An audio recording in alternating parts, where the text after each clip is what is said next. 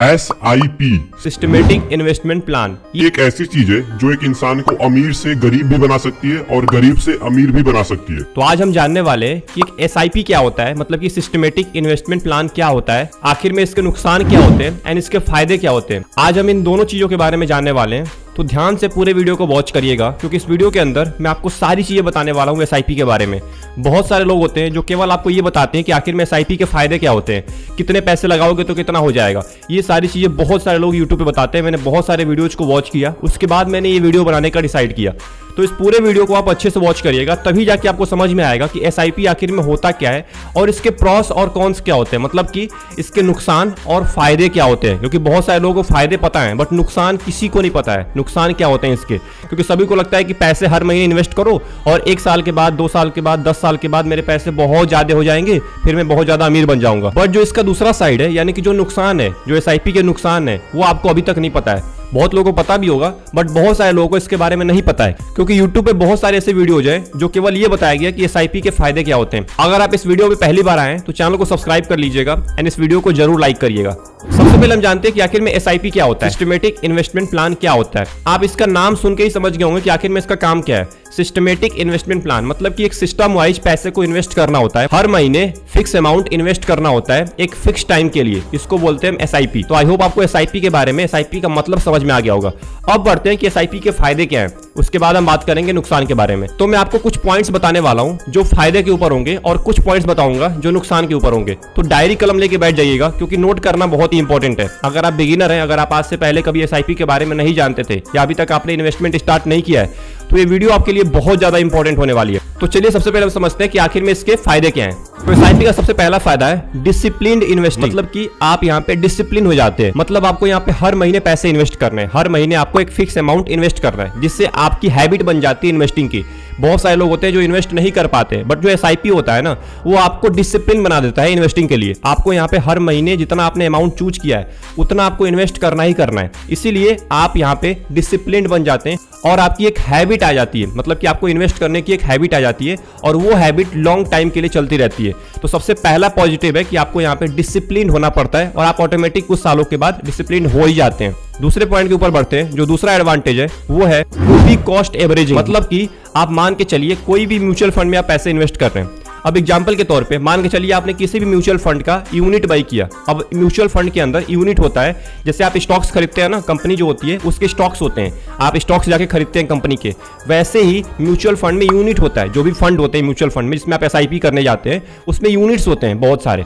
एक यूनिट का प्राइस होता है, जैसे एक स्टॉक का प्राइस होता है वैसे एक यूनिट का प्राइस होता है। मैंने इसके ऊपर वीडियो बना के रखा है क्या होता है यूनिट, आप जाके वॉच कर सकते हैं, आपको आई बटन पे भी लिंक मिल जाएगा। तो म्यूचुअल फंड में जो यूनिट होता है ना, उसकी प्राइस कभी बढ़ती है कभी घटती है। जैसे स्टॉक का प्राइस कभी बढ़ता है कभी घटता है, वैसे यूनिट की प्राइस भी बढ़ती घटती रहती है। जब म्यूचुअल फंड की यूनिट की प्राइस बढ़ती है तो हम कम यूनिट को खरीदते हैं, मतलब जिस फंड को हमने चूज किया है SIP करने के लिए, उस फंड के हम कम यूनिट को खरीदेंगे। अगर यूनिट की प्राइस ज्यादा बढ़ गई, अगर यूनिट की प्राइस कम हो जाती है तो हम ज्यादा यूनिट को खरीदते हैं, मतलब हमारे पास ज्यादा यूनिट्स आ जाते हैं, जिससे हमारे पोर्टफोलियो की वैल्यू ज्यादा बढ़ जाती है। इसीलिए ये सबसे बड़ा एडवांटेज है कि जब यूनिट की प्राइस बढ़ जाती है तो हम कम खरीदते हैं और यूनिट जब कम हो जाता है तो ज्यादा खरीदते हैं। ये हमारे ऊपर डिपेंड नहीं करता है, जो हमारा फंड मैनेजर होता है वो इस चीज को करता है। मतलब यहाँ पे आपको कुछ नहीं करना है, यहाँ पे केवल आपको हर महीने पैसे इन्वेस्ट करना है। जो भी करना होगा वो आपका फंड मैनेजर करेगा। आपकी जगह पे एक फंड मैनेजर बैठा होता है जो आपके पोर्टफोलियो को कंट्रोल करता है, आपकी इन्वेस्टमेंट को कंट्रोल करता है। मतलब जो आप पैसे लगाते हैं उसको अच्छे जगह पे वो इन्वेस्ट करता है, यूनिट खरीदता है, अलग अलग कंपनी को चूज करता है जिसके अंदर आपके पैसे को इन्वेस्ट करता है। अब बढ़ते हैं हम तीसरे पॉइंट की तरफ, जो है फ्लेक्सिबिलिटी। मतलब कि जो इन्वेस्टर होता है, जो भी पैसा इस फंड में इन्वेस्ट कर रहा है, जो भी SIP स्टार्ट करने जा रहा है, उसके ऊपर डिपेंड करता है कि वो हर महीने कितने पैसे इन्वेस्ट करे।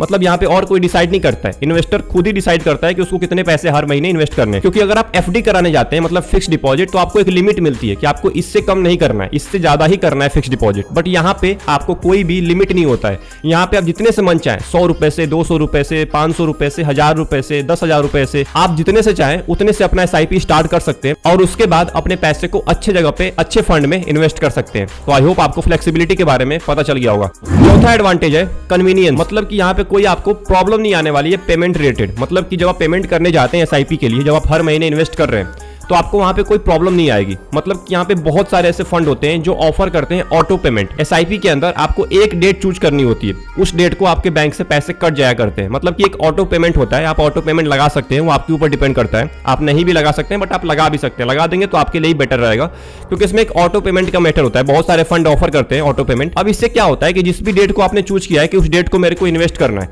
उस डेट को ऑटोमेटिक पैसा आपके बैंक से कट जाएगा। मतलब आपको पैसे वहां पे डिपॉजिट नहीं करना है, ऑटोमेटिक जो फंड होता है वो आपके बैंक से उतने पैसे काट लेगा जितना आपको इन्वेस्टमेंट करना है। तो ये सबसे बड़ा बेनिफिट होता है, आपको कोई प्रॉब्लम नहीं आने वाली है पेमेंट में या कोई भी चीजों में, आपको ज्यादा कुछ प्रॉब्लम नहीं आती है। एंड जो लास्ट है, पांचवा एडवांटेज है, वो है लॉन्ग टर्म वेल्थ। मतलब कि ये लॉन्ग टर्म प्रोसेस है। इसमें अगर आप इन्वेस्ट करते हैं, अगर आप इन्वेस्टेड रहते हैं लॉन्ग टर्म के लिए, तो आपका पैसा कंपाउंड होता है। कंपाउंड का मतलब क्या होता है? मान के चलिए आप हर महीने 5,000 रुपए या 2,000 रुपए इन्वेस्ट कर रहे हैं, तो पैसा आपका कंपाउंड होना स्टार्ट हो जाएगा। मतलब कि इस महीने आपने मान के चलिए 2,000 रुपए इन्वेस्ट किया, मतलब साल भर में आपने 24,000 रुपए इन्वेस्ट कर दिए। अब 24,000 पे इंटरेस्ट लगेगा। अब ऐसे ही आपका पैसा बढ़ता जाएगा और इसके हिसाब से आपका प्रॉफिट होता जाएगा और उसके बाद आपका कंपाउंडिंग काम करेगा। शॉर्ट टर्म में आपको कंपाउंडिंग कभी नहीं दिखेगी। शॉर्ट टर्म में अगर आप देखने जाएंगे ना कि मेरा पैसा कितना बढ़ गया, नहीं दिखेगा। अगर आप लॉन्ग टर्म इन्वेस्टर हैं, अगर आप लॉन्ग टर्म के लिए आ रहे हैं, तभी आप एसआईपी स्टार्ट करिए। एसआईपी शॉर्ट टर्म के लिए नहीं है, शॉर्ट टर्म के लिए लमसम है। मैंने लमसम के ऊपर भी वीडियो बना के रखी है, आई बटन पे लिंक दे दूंगा, जाइए और लमसम को देखिए कि लमसम के फायदे क्या हैं और नुकसान क्या है। अगर आप लॉन्ग टर्म के लिए आते हैं तो यहाँ पे कंपाउंडिंग काम करती है और आपका पैसा कई गुना ज्यादा बढ़ जाएगा कुछ सालों के बाद। मतलब 5 साल 10 साल के बाद अगर आप देखेंगे तो आपका पैसा बहुत ज्यादा ग्रोथ करता हुआ दिखेगा। तो ये 5 एडवांटेज थे एसआईपी के, जिसके बारे में मैंने बताया आपको। आई होप आपको अच्छे से समझ में आ गया होगा कि एडवांटेज क्या होते हैं। बट अब बढ़ते हैं मेन पॉइंट की तरफ, जो कोई नहीं बताता है, बहुत ही कम लोग बताते हैं कि इसके डिसएडवांटेज क्या है। तो सबसे पहला पॉइंट है वो है मार्केट रिस्क। मतलब कि यहाँ पे रिस्क थोड़ा सा ज्यादा होता है। मान के चलिए आपने पैसे इन्वेस्ट किए और पैसे इन्वेस्ट करने के बाद आपने गलत फंड को चूज कर लिया, आपने अच्छा फंड नहीं चूज किया। और सबसे पहली बात, एसआईपी करने से पहले, म्यूचुअल फंड को चूज करने से पहले आपको यहाँ पे देखना पड़ेगा कि आखिर में मैं किस फंड में इन्वेस्ट कर रहा हूँ, फंड की हिस्टोरिकल कंडीशन क्या है, मतलब फंड का जो पास्ट कंडीशन है वो कैसा है, फंड का रिटर्न कैसा है पिछले 10 साल का, 5 साल का। तभी जाके आप उस फंड में इन्वेस्ट करिए, उस फंड के बारे में रिसर्च करिए अच्छे तरीके से, तभी जाके पैसे इन्वेस्ट करिए। तो मार्केट रिस्क होता है, आपने गलत फंड चूज कर लिया और गलत फंड चूज करने के बाद उसमें पैसे को आपने इन्वेस्ट कर दिया और कुछ महीनों के बाद, कुछ सालों के बाद मार्केट डाउन हो गया और उस वजह से उस फंड की कंडीशन भी बहुत ज्यादा डाउन हो गई। अब इससे क्या होगा? आपके सारे पैसे लॉस में जा सकते हैं, आपके सारे पैसे कम हो सकते हैं। इसीलिए म्यूचुअल फंड में इन्वेस्ट करने से पहले रिसर्च जरूर करिए। Point number 2, potential losses. मतलब कि जैसे मैंने बताया आपको ना, गलत फंड चूज करने का नतीजा क्या होता है? आपको लॉस में जाना पड़ सकता है। अब इसमें क्या है ना कि इसमें देखिए, सबसे पहले तो मैं आपको थोड़ा बताना चाहूंगा एग्जांपल देके। मान के चलिए आपने कोई फंड चूज किया है और वो 10 साल के लिए आपने फंड चूज किया है, 10 साल के लिए आपको उसमें पैसे इन्वेस्ट करने। अब यहाँ पे सबसे बड़ा नुकसान क्या होता है? बहुत सारे लोग क्या करते हैं ना कि मार्केट को देख के निकल जाते हैं बाहर। मतलब कि मार्केट जब नीचे आ रहा है ना, तो 1 साल के अंदर में, 2 साल के अंदर में अपने पोर्टफोलियो को सेल कर देंगे, मतलब एसआईपी को बेच के बाहर आ जाएंगे। उनको ऐसा लगता है कि अगर एक बार मार्केट डाउन हो गया तो सारा का सारा ही मार्केट डाउन है। अब ये सबसे बड़ी गलती होती है। अब इसका नुकसान क्या होता है? मान के चलिए आपने 1 साल 2 साल पैसे इन्वेस्ट किए, आपने 2,000 रुपए हर महीने पैसे इन्वेस्ट किए और आप बाहर आ गए। आपने देखा मार्केट नीचे आ रहा है, आप तुरंत क्विट कर दिए और अपने पोर्टफोलियो को सेल करके तुरंत बाहर आ गए। अब ये सबसे बड़ी बेवकूफ़ी होती है। आपको मार्केट को देख के नहीं बाहर आना है, आपको इन्वेस्टेड रहना पड़ेगा, नहीं तो आप लॉस में ऐसे ही चल जाएंगे। क्योंकि बहुत सारे इन्वेस्टर, बहुत सारे मैक्सिमम इन्वेस्टर यही गलती करते हैं, वो मार्केट को देख के बाहर आ जाते हैं। मतलब थोड़ा सा लॉस होता है, उसके बाद बाहर आ जाते हैं। तो ऐसे ही आपका लॉस हो गया, क्योंकि आपके प्रॉफिट तो हुआ ही नहीं, क्योंकि आपके कुछ फीसेस होती हैं जो फीस लगती हैं, आपकी कुछ एग्जिट कॉस्ट होता है, मतलब बाहर निकलने का भी कॉस्ट होता है, वो भी लगता है। तो ऐसे ही आप लॉस में चले गए। तो इससे अच्छा है कि सबसे पहले आप देखिए एक बार कि आखिर में सभी फंड डाउन हुए कि आप ही का फंड डाउन हुआ है, उसके बाद जाके अपना डिसीजन लीजिए।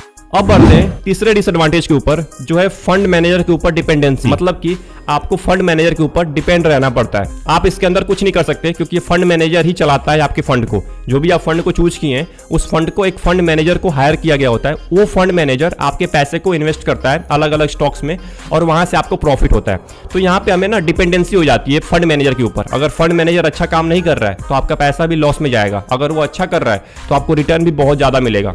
इसीलिए मैंने आपको पहले बोला कि जिस भी फंड में आप इन्वेस्ट कर रहे हैं, सबसे पहले रिसर्च करिए कि उस फंड की कंडीशन क्या है, उस फंड का पास्ट रिटर्न क्या है, पिछले का रिटर्न क्या है। क्योंकि जब पिछला रिटर्न देखेंगे ना, तो आपको पता चल जाएगा कि फंड मैनेजर की कंडीशन क्या है। जो भी फंड मैनेजर है उसके बारे में रिसर्च करिए, गूगल पे जाके देखिए कि इसका एक्सपीरियंस क्या है। जो भी फंड मैनेजर इसमें काम कर रहे हैं उनका एक्सपीरियंस क्या है आखिर में। तो ये आपको देखना पड़ेगा, क्योंकि डिपेंडेंसी होती है। यहाँ पे आप कुछ नहीं कर सकते, क्योंकि फंड मैनेजर चूज किया हुआ होता है और वही आपके पैसे को इन्वेस्ट करता है। तो इन्वेस्ट करने से पहले फंड मैनेजर के बारे में अच्छे से जान लीजिए कि उस फंड का फंड मैनेजर कैसा है। चौथा डिसएडवांटेज, लॉक इन पीरियड। मतलब कि बहुत सारे ऐसे म्यूचुअल फंड होते हैं जो लॉक इन पीरियड रखते हैं, मतलब कि पैसे को लॉक कर लेते हैं 1 साल के लिए, 2 साल के लिए, उसके अंडर में आप अपने पैसे को नहीं निकाल सकते अगर कोई इमरजेंसी आ गई तो ये सबसे बड़ा नुकसान होता है। मान के चलिए आपने पैसे इन्वेस्ट किए 2000 रुपए, 5000 रुपए हर महीने, और आपने 1 साल किया और अगले साल कोई प्रॉब्लम आ गई, आपको पैसों की नीड हो गई, बहुत ज्यादा इमरजेंसी हो गई, घर में पैसे नहीं है और आपको नीड हो गई पैसों की। अब आप पैसे नहीं निकाल पाएंगे क्योंकि आपका लॉक इन पीरियड में पैसे फंस चुके हैं। 2 साल का होता है, 1 साल का होता है, बहुत सारे फंड का 2 साल का होता है। 2 साल के भीतर में आप पैसे नहीं निकाल सकते। तो सबसे पहले देख लीजिए म्यूचुअल फंड में इन्वेस्ट करने से पहले, एसआईपी करने से पहले, कि आखिर में इसका लॉक इन पीरियड है या नहीं है। अगर नहीं है तभी इन्वेस्ट करिए, अगर है तो कोई जरूरी नहीं है उस फंड में इन्वेस्ट करने के लिए, क्योंकि अगर है तो इसका मतलब ये है कि आपके पैसे फंस चुके हैं उतने टाइम के लिए जितना का लॉक इन पीरियड है। इसीलिए इन्वेस्ट करने से पहले जरूर चेक करिए लॉक इन पीरियड। अब बढ़ते हैं आखिरी, वो 5वां डिसएडवांटेज, वो है मार्केट टाइमिंग। मतलब कि एसआईपी एक लॉन्ग टाइम प्रोसेस है, मैंने पहले ही बताया, एसआईपी एक लॉन्ग टाइम प्रोसेस है, लॉन्ग इन्वेस्टमेंट है, मतलब लॉन्ग टाइम के लिए। इसमें आपको शॉर्ट टर्म के लिए नहीं आना है, क्योंकि बहुत सारे लोग गलती यही करते हैं कि आते तो है लॉन्ग टाइम के लिए, सोच के ही आते हैं कि मेरे को 10 साल के लिए इन्वेस्ट करना है, बट वो क्विट कर जाते हैं 2 साल में। बहुत सारे लोग 2 साल के अंदर में म्यूचुअल फंड को क्विट कर देते हैं केवल एक वजह से, वो है मार्केट। मार्केट को जब ऊपर नीचे देखते हैं तो अपना क्विट कर देते हैं। उनको ऐसा लगता है कि 1 साल में, 2 साल में मार्केट नीचे आ गया तो मेरे 10 साल मार्केट नीचे ही रहेगा। ये सबसे बड़ी गलती होती है और मैक्सिमम इन्वेस्टर यही गलती करते हैं। आपको मार्केट को देख के नहीं चलना है, आपको अपने इन्वेस्टमेंट को कंटिन्यू रखना है। हाँ, फंड को एक बार देख लीजिए कि फंड कैसा है, फंड अच्छा परफॉर्म कर रहा है कि नहीं कर रहा है। मेरा ही फंड तो डाउन नहीं है ना कि और भी फंड डाउन है, क्योंकि और भी फंड को चेक करिए कि उस भी फंड की क्या कंडीशन है, कि मेरा ही फंड ज्यादा डाउन जा रहा है। अगर आपका ही फंड जा रहा है तो आप उसमें से तुरंत क्विट करिए, बट आपके फंड के साथ साथ और भी फंड डाउन जा रहे हैं तो आप इन्वेस्टेड रहिए, क्योंकि मार्केट डाउन है, आपका फंड अकेले डाउन नहीं चल रहा है। तो ये सबसे बड़ी गलती होती है। तो सबसे पहले आप एक बार रिसर्च करिए कि आखिर मैं म्यूचुअल फंड में इन्वेस्ट कर रहा हूँ, इसकी कंडीशन क्या है, पास्ट रिटर्न क्या है, और भी फंड डाउन हो रहे हैं कि नहीं हो रहे हैं, कि मेरा ही फंड डाउन हो रहा है, ये सबसे पहले आपको देखना पड़ेगा। तो मार्केट को देख के आपको बाहर नहीं आना है, आपको इन्वेस्टेड रहना है। जितने टाइम के लिए आप आ रहे हैं उतने टाइम के लिए पैसे इन्वेस्ट करिए।